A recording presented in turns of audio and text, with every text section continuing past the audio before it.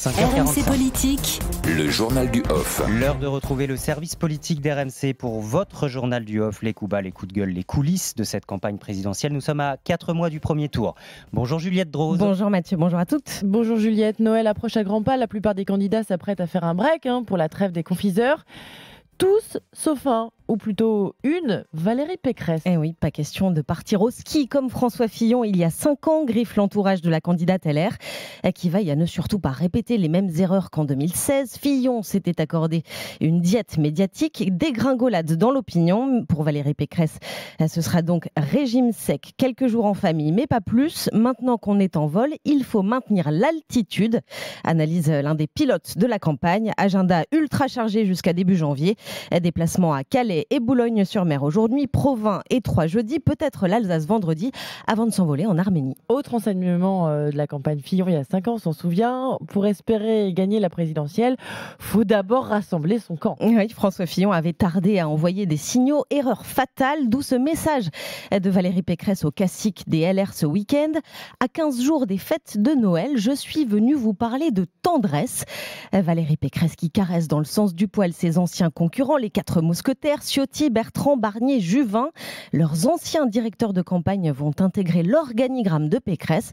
Une place de choix sera même réservée aux idées d'Éric Ciotti, puisque l'une de ses proches devient directrice de campagne déléguée. Et le staff de campagne au complet sera dévoilé cette semaine. Quant au quartier général, c'est pour bientôt, c'est ça ? Oui, la recherche immobilière est active, assure un soutien de la candidate. 2 options tiennent la corde dans le quartier de la gare Saint-Lazare. Parmi les pistes, le siège de Libre, le mouvement qu'a lancé Valérie Pécresse en quittant les Républicains. Un local auquel Pécresse est attachée, car c'est aussi dans ses bureaux qu'elle a construit sa première victoire au régional en 2015. Valérie Pécresse, tout feu, tout flamme depuis sa candidature, depuis son élection au Congrès. Tiens, Juliette, regardons du côté d'Anne Hidalgo, pas la même ambiance.